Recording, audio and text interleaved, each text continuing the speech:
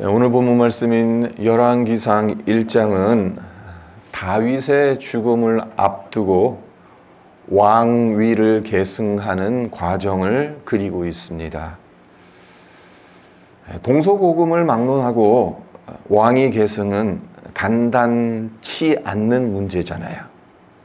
왕위 계승 과정에서 권력 투쟁이 얼마나 치열하게 일어나는지 모릅니다.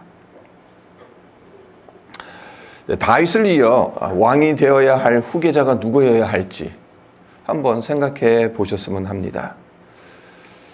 우리는 다윗 다음에 솔로몬이 왕이 되었다는 사실을 이미 잘 알고 있기 때문에 당연히 솔로몬이지라는 생각을 하죠.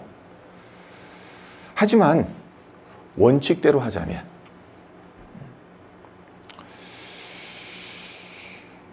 솔로몬이 아닌 아도니아가 왕이 되어야 합니다. 왜 그렇습니까? 다윗에게 참 아들, 딸들이 많았습니다. 네, 왕위를 계승할 그 왕자들을, 그 면면들을 보면요. 맏아들이 누굽니까? 암논이죠. 그래서 암논이 원래 왕위 계승 제1순위입니다. 하지만 우리가 잘 알다시피 압살롬에게 암살을 당하죠. 두 번째 아들이 길르압 또는 다니엘이라고 불리는 아들이 있었어요. 성경에 거의 등장은 하진 않습니다. 왜 그런가 하면 어린 나이에 생을 달리한 것으로 성경학자들은 추정을 합니다. 어린 나이에 죽었어요. 그리고 셋째 아들이 다름 아닌 압살롬입니다. 아버지인 다윗을 배반하고 왕위를 찬탈고자 했죠. 쿠데타 실패로 다윗의 부하에게 아주 처참하게 죽임을 당하지 않습니까? 1순위에서부터 3순위의 이 왕자들이 다 죽은 거예요. 그럼 누가 왕위 계승을 해야 됩니까? 네 번째 아들이 왕위 계승을 해야겠죠. 그 아들이 다름 아닌 이 오늘 나오는 아도니아입니다.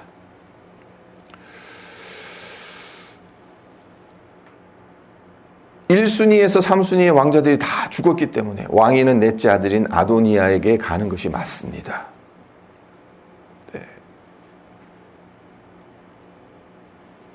또 중요한 건 하나님의 뜻이 그렇지 않았다는 거죠. 달랐다는 겁니다. 아도니아가 아닌 솔로몬을 차기 왕으로 하나님은 낙점하셨다는 겁니다.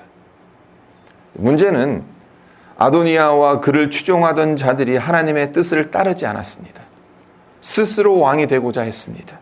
그를 왕으로 옹립하고자 했습니다. 자, 5절을 보세요. 그때의 학깃의 아들 아도니아가 스스로 높여서 이르기를 내가 왕이 되리라 하고 자기를 위하여 병거와 기병과 호위병 50명을 준비하니. 7절도 보시면요. 아도니아가 스루야의 아들 요압과 제사장 아비아달과 모이하니 그들이 따르고 도나. 그래서 아도니아 입장으로는 억울해할 만합니다. 당연히 차기 왕은 내가 되어야 하는데 왜 하나님은 솔로몬을 택하셨는지 납득이 가지 않았을는지도 모릅니다. 자, 솔로몬이 누굽니까? 밧세바의 아들입니다.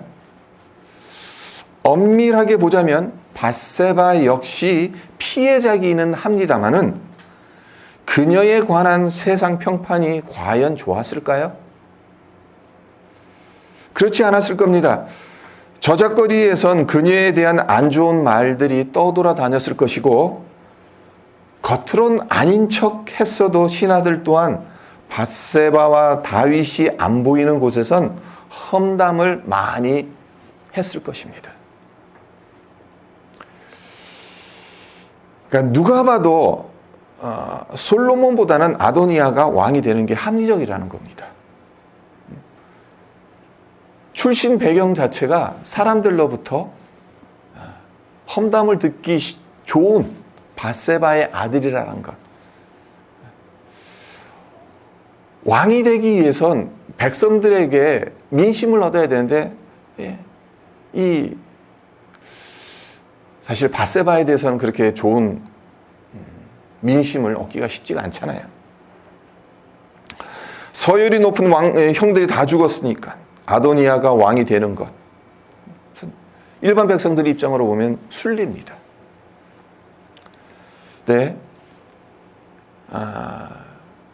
아도니아가 왕이 되어야 되는 그 이유가 이것만 있는 게 아니에요. 결정적으로 아도니아 자신에게 있는 자질적인 부분이 뛰어났어요. 그래서 6절을 보세요. 그는 압살롬 다음에 태어난 자요 용모가 심히 준수한 자라. 그의 아버지가 내가 어찌하여 그리 하였느냐 하는 말로 한 번도 그를 섭섭하게 한 일이 없었더라. 자질적인 면에 있어서 두 가지 면을 이야기합니다. 하나는 외면적인 것, 다른 하나는 내면적인 것. 외면적으로 어떠했다는 겁니까? 용모가 심히 준수했다고. 그냥 좋은 외모가 좋은 정도가 아니에요. 심히 준수했다고 합니다. 아도니아의 용모가 탁월했다는 거죠. 대중적 인기를 얻을 수 있는 매력적 외모를 지니고 있었다는 말입니다. 그리고 아버지 다윗으로부터 네가 어찌하여 그리 하였느냐라는 하는 말로 한 번도 그를 섭섭하게 한 일이 없었을 만큼 아버지의 마음을 헤아릴 줄 알았다는 겁니다. 자, 오늘날로 치면 엄친아라고 하죠. 얼굴도 잘생겼지, 공부도 잘해, 돈도 잘 벌어, 거기다가 성격까지 좋아. 그러니까 나무랄 데가 하나도 없는 사람입니다. 그러니까 아도니아라는 인물을 알면 그 사람에게 흠뻑 빠져들어갈 수밖에 없습니다. 안구정화가 돼요, 저절로. 보기만 하면. 용모가 탁월했기 때문에. 보면서 위로를 받아요. 그리고 말씨 하나, 어떤 생각하는 거 하나하나 아주 깊습니다.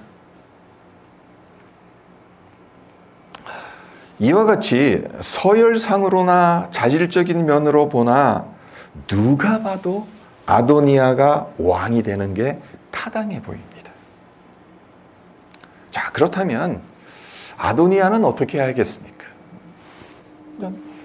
솔로몬을 왕으로 삼았단 말이에요, 하나님께서. 아도니아는 어떻게 해야 되겠습니까? 백성들이 다윗 왕에게 찾아가서 아도니아를 후계자로 삼으면 좋겠다는 청원을 했다거나 하나님께 아도니아를 왕으로 택해 주실 것을 간청했다면 그래도 이야기가 달라졌을 텐데 그게 아니잖아요. 아도니아는 자기 이름값과 얼굴값을 합니다. 자기를 스스로 높여서 왕이 되고자 했어요. 매우 심각한 문제죠. 왜 심각한 문제입니까? 이스라엘의 왕정은 다른 나라의 왕정과는 근본적으로 다르기 때문에 그렇습니다. 내가 왕이 되고 싶다고 해서, 내가 그만한 자질과 능력이 있다고 해서, 또 민심을 얻었다고 해서 왕이 되는 것은 아닙니다. 철저하게 하나님이 정하셔야 합니다. 하나님이 택하셔서 기름을 부으셔야 왕이 될 수 있는 겁니다. 사람들이 아무리 좋다고 하더라도, 그를 지지하는 세력들이 아무리 많다 하더라도, 자질이 뛰어나다 하더라도, 백그라운드가 아무리 뛰어나다 하더라도 하나님께서 택하시지 않으면 왕이 될 수가 없습니다. 아도니아가 거기에 해당하는 거죠. 하나님은 솔로몬을 차기 왕으로 택하셨는데 아도니아는 하나님의 이런 뜻을 무시했습니다.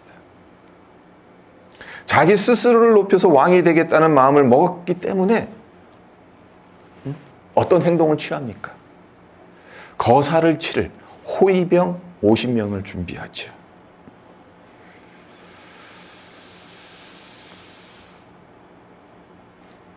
5절 하반절을 보시면 자기를 위하여 병거와 기병과 호위병 50명을 준비하니, 그러니까 거사를 치르려고 하는 거예요. 성도 여러분, 우리가 말씀을 묵상하면서 항상 유념해야 하는 것이 하나 있습니다. 세상에서 가장 높은 지위를 가진 사람, 절대 권력을 쥔 왕이라고 할 수 있겠죠. 하지만 성경은 그 왕보다 더 높은 하나님께서 이 세상을 다스리신다라고 가르칩니다. 그리고 세상적으로 아무리 좋은 방법이고 효율적이고 합리적으로 보이는 계획이라 할지라도 하나님이 원하시는 방법이 아니라면, 한 걸음 더 나아가 하나님의 말씀과 뜻에 순종하지 않은 채 내 마음대로 살아간다면 그것은 죄라고 말합니다. 만왕의 왕이신 하나님의 말씀과 뜻에 순종하지 않은 채 내 마음대로 내 뜻대로 살아간다면, 그래서 하나님과 점점 더 멀어지게 된다면, 그런 나에게 누가 가장 먼저 찾아오겠습니까? 생각해 보세요. 하나님과 멀어진 나에게 찾아올 사람이 누구겠습니까? 그 존재가 누구겠습니까? 가장 먼저 찾아올 존재가 마귀겠죠.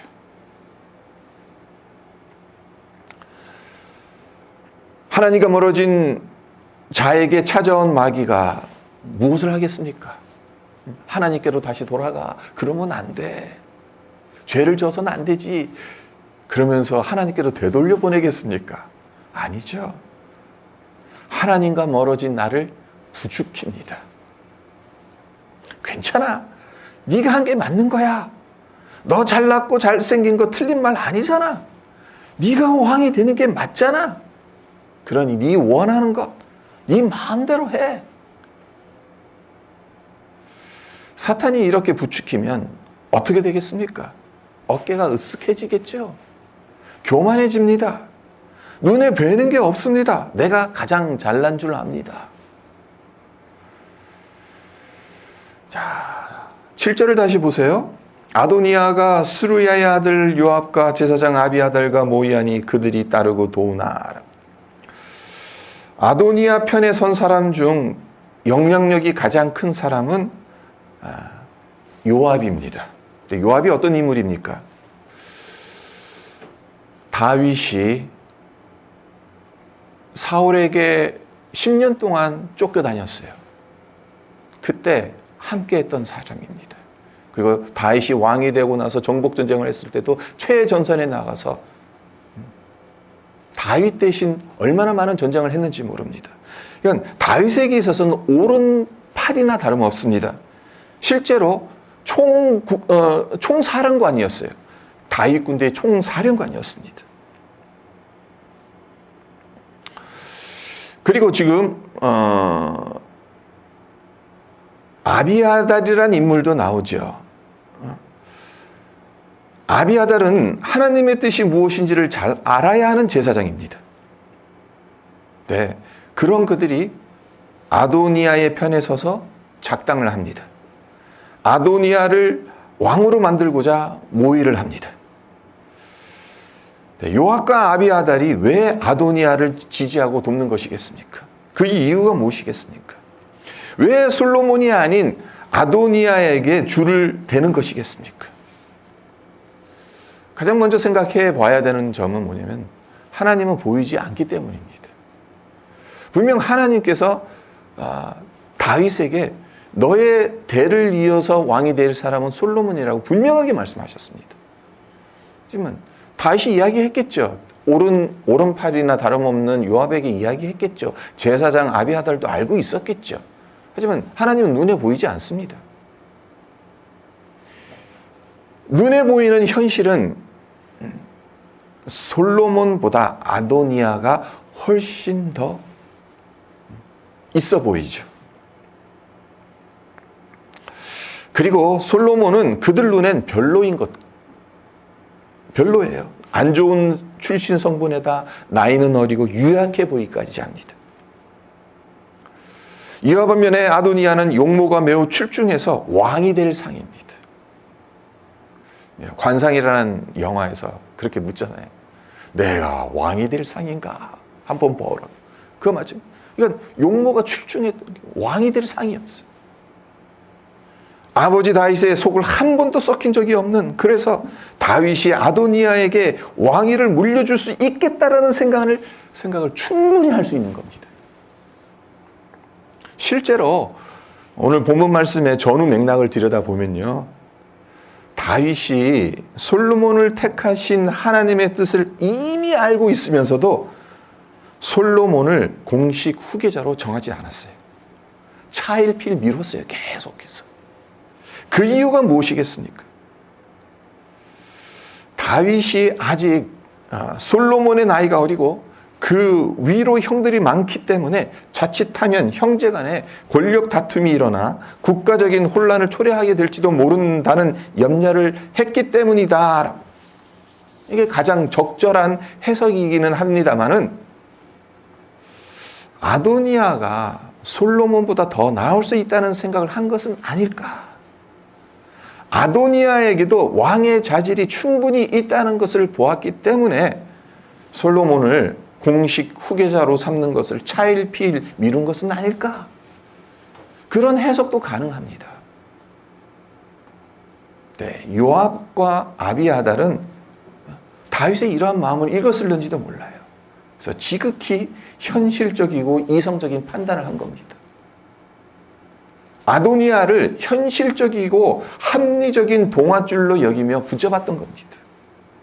아도니아 편에 서는 게 승산이 더 클 것이라고 판단했던 겁니다. 그리고 그렇게 생각하니까 무엇을 합니까? 권력을 손에 넣은 것 마냥 잔치를 벌이지 않습니까? 자, 구절을 보세요. 아도니아가 에누로겔 근방 소헬렛 바위 곁에서 양과 소와 살찐 송아지를 잡고 왕자 곧 자기의 모든 동생과 왕의 신하된 유다 모든 사람을 다 청하였으나, 아도니아의 모든 동생, 왕의 신하된 유다 모든 사람 청했다는 것, 이게 작은 잔치가 아닌 거죠. 세력 규합을 하기 위해서, 자신의 권세를 온천하에 드러나기 위해서 성대하게 차린 잔치입니다. 벌써 자기가 왕이 된 줄로 아는 거예요, 이제. 아도니아. 그래서 자기를 지지할 세력들을 다 규합해가지고 잔치를 벌였던 거죠. 그런데 8절을 보시면 아도니아의 편에 서지 않은 사람들이 등장하죠. 제사장 사독과 여호야다의 아들 브나야와 선지자 나단과 시므이와 레이와 다윗의 용사들은 아도니아와 같이 하지 아니하였더라. 네, 이 정치 세계란 우리가 잘 알지는 못합니다만은 투쟁하면서도 계속 대화를 하지 않습니까? 보통 야당과 여당 사이를 보게 되면 이런 상상이 가능합니다. 아도니아가 지금 이 아도니아 편에 서지 않는 사람들에게도 설득을 했을 겁니다. 대세는 이미 내게로 기울어졌으니까 내 편에 서라. 그런데도 이들은 아도니아와 같이 하지 않기로 마음을 먹죠. 아도니아가 이 사실을 몰랐겠습니까? 알았을 겁니다. 그렇기 때문에 잔치에 이들과 솔로몬은 초대하지 않습니다. 자, 10절을 보세요. 선지자 나단과 브나야와 용사들과 자기 동생 솔로몬은 청하지 아니하였더라. 솔로몬은 라이벌이니까 당연히 초대하지 않았을 거고, 그러니까 자기 편에 서지 않았던 사람들, 나단과 브나야, 용사들, 이건 솔로몬 편이다 생각하고서 초대 안 한 거죠. 자, 이젠 정치적 적대 관계가 된 거예요. 이젠 강을 건너본 겁니다. 그리고 그렇기 때문에 아도니아 편에 서지 않은 사람들 입장으로는 상당히 위험한 처지에 놓이게 되었다고 볼 수가 있는 겁니다. 모름지기 권력 투쟁에서 이기면 승자 독식이지만 지면 모든 것을 잃잖아요. 조선시대는 삼족이 멸했고 중국에서는 삼족도 아닙니다. 구족입니다. 구족이 멸합니다. 정치 다툼에서 패하면 싸그리 씨가 말립니다.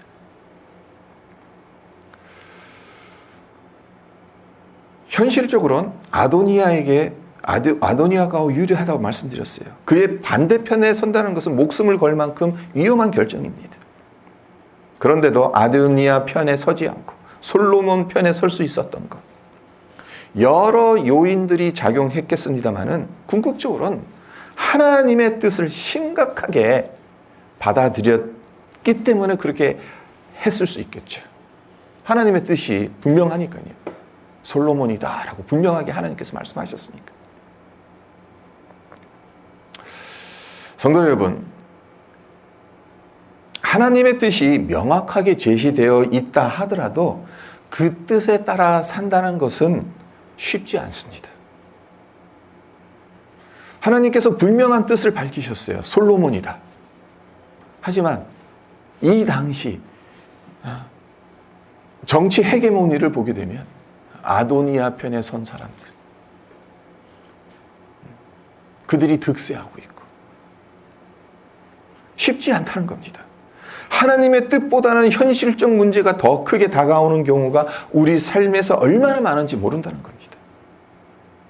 하지만 하나님의 백성들은 그럼에도 불구하고, 그리고 그러면 그럴수록 더욱더 하나님의 편에 서야 하고 하나님의 뜻에 따라가야 하는 겁니다. 그 길이 사는 길이고 그 길이 복된 길입니다. 그것이 성경에서 우리에게 가르쳐주는 교훈이죠. 자, 오늘 읽지는 않았습니다만은 본문 앞단락인 1절과 4절을 보면 다윗의 기력이 극도로 쇠하여져서 더 이상 나라를 다스릴 수 없는 지경에까지 이르죠. 죽음을 눈앞에 둔 상황입니다. 다윗 왕의 이런 모습, 마지막 모습을 보면서 어떤 느낌이 드십니까? 화려하고 영원할 것만 같았던 왕의 권력이 아침 안개 같지 않습니까? 하나님의 주권 앞에서는 한순간 피었다지는 들꽃만도 못하지 않습니까? 그리고 아도니아가 스스로 왕이 되고자 했던 오늘 본문의 내용을 살펴보면서 인간의 기준과 평가가 얼마나 덧없는가를 발견하게 되지 않습니까?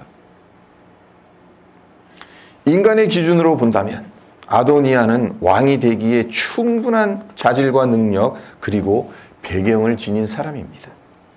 하지만 결정적인 하자가 있었죠. 하나님의 뜻을 무시했던, 교만해서 스스로 왕이 되고자 했던 그 결정적 하자를 지닌 인물이었던 거예요. 그렇기 때문에 왕이 될 수 없었던 사람이라는 거예요. 우리에게 주는 교훈이 큽니다. 세상 사람들 눈으로 보기엔 저 사람 참 괜찮은 사람이야. 외모도 출중하고 참 성격도 좋고. 세상의 기준과 판단. 네, 그것은 하나님의 평가 앞에서는 아무 소용이 없는 겁니다. 이 땅의 것들은 그 무엇이 되었든 영원하지 않습니다. 오직 하나님과 하나님의 나라만이 영원합니다. 그러하기 때문에 우리에게 절실하게 요구되는 것이 있습니다. 다름 아닌 겸손입니다. 이런 생각을 해봤습니다. 만약 아도니아가 스스로 왕이 되고자 하는 교만한 마음을 품지 않았더라면 그의 인생이 어떻게 흘러갔을까? 만약 그가 처음부터 겸손하게 솔로몬을 차기 왕으로 인정했더라면 그의 남은 인생은 어떠했을까? 모르긴 몰라도 많은 사람들에게 존경과 사랑을 받았을 겁니다. 백성들과 신하들이 왕의 친형인 그에게 왕 같은 대우를 해줬을 겁니다. 솔로몬 또한 하나님의 뜻에 따라 왕이 되기는 했지만 형을 제쳐두고 자신이 왕이 되었기 때문에 미안한 마음이 들었을 거고 그를 존중하고 돌보아 줬을 겁니다. 조선시대 대표적인 왕이 있죠. 태종왕, 이방원. 잘 사극에서 많이 나오는 이방원의 형, 정조죠. 정종이죠, 정종. 이방원에게 왕이 되고 나서도 그 후에 이방원에게 다 넘겨주잖아요. 그러니까 그 형제의 난이 일어났을 때 다 난리가 났었어요. 근데 이방원, 태종은 끝까지 그 형, 정종이죠. 끝까지 받들어주고. 내가 깜이 아니다. 나는 왕이 될 자질이 없다. 정종은 그렇게 생각을 하고 자기 동생에게 물려줬단 말이에요. 그러니까 인간적인 관점에서도, 세상적인 관점에서도 보면, 그렇게 자기 자리를 내려오니까 오히려 더 높임을 받고 그랬는데, 상황 대접받고 그랬었어요. 네. 하나님의 뜻이 분명한데, 그것에 거슬러서 스스로 자기 자신을 높이면서 왕이 되고자 했으니까 그 결말이 어떠한지는 뻔하지 않겠습니까? 열왕기상 다음 장인 열왕기상 2장 25절에 보면 아도니아의 결말이 어떠한지 이렇게 말합니다. 제가 읽어드립니다. 여호야다의 아들 브나야를 보내매 그가 아도니아를 쳐서 죽였더라. 시간 관계상 왜 그렇게 됐는지는 한번 집에 가서 읽어보세요. 2장을 읽어보시면 왜 이렇게 됐는지 그 이유가 나옵니다. 한번 읽어보시고, 그러니까 결국엔 누구의 손에 의해서 죽었습니까? 아도니아의 편에 서지 않았던 브나야의 손에 의해서 죽임을 당했습니다. 아주 불행한 결말을 맞게 되죠. 말씀을 맺겠습니다. 세상의 주관자는 하나님이십니다. 만왕의 왕은 하나님이세요. 그렇기 때문에 하나님 앞에서 모든 인간은 겸손해야 합니다.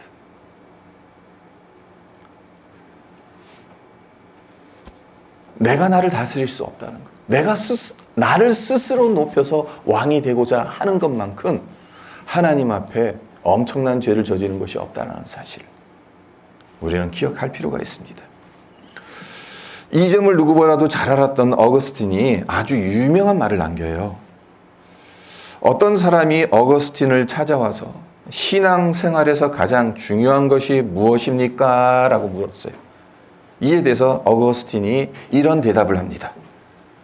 겸손입니다. 그러자 그렇다면 둘째는 무엇입니까? 둘째로 중요한 게 뭡니까? 신앙생활에서. 그렇게 물었더니 어거스틴이 똑같이 겸손입니다 라고 말했대요. 그러면 셋째는 또 무엇입니까? 그렇게 다시 물었더니 셋째도 겸손입니다 라고 어거스틴이 대답을 했다고 합니다. 그렇습니다. 우리 신앙생활에서 첫째도 겸손, 둘째도 겸손, 셋째도 겸손입니다.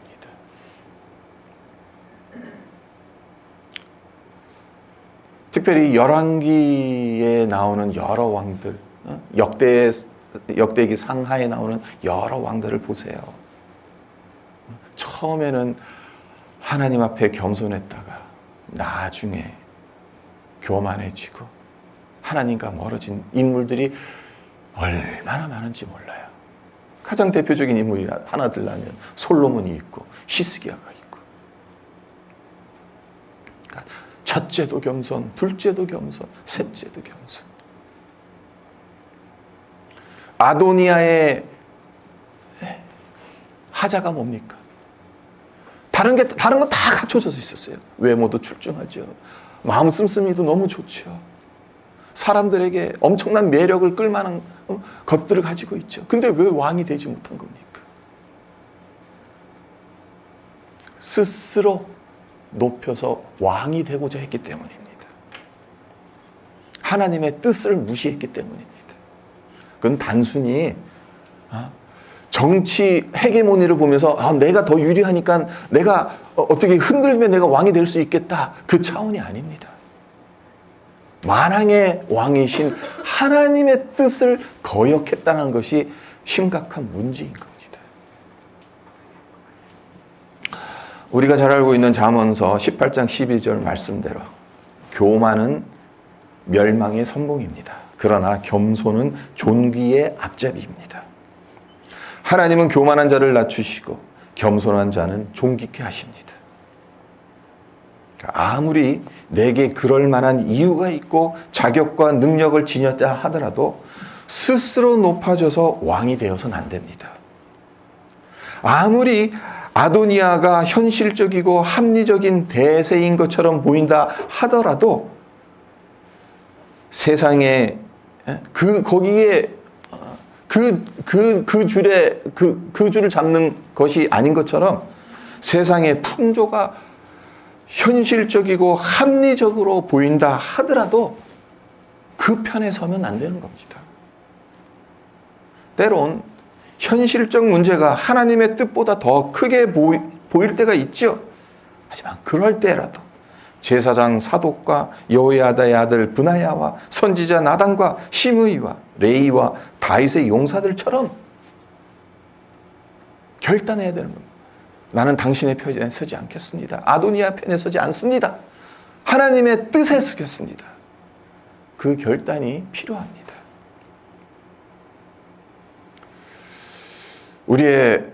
우리가 믿음으로 살아간다는 것은 결국엔 결단을 하는 겁니다. 선택을 하는 겁니다. 내가 무엇을 위해서 살아가고 더 좋아 보이는 세상의 풍조, 더 합리적이고 더 현실적인 그 세상의 풍조 앞에서도 과감하게 하나님의 뜻이 아니라면 나는 솔로몬이다. 하나님께서 그렇게 말씀하셨다면 그 뜻을 붙들고 살아가고자 하는 믿음의 결단이 우리에게 있어야 한다는 겁니다. 이런 겸손과 믿음의 결단이 우리 모두에게 있기를 바랍니다. 그래서 왕이신 하나님을 높여드리며 하나님의 백성의 삶을 온전히 살아내시기를 주님의 이름으로 축원드립니다.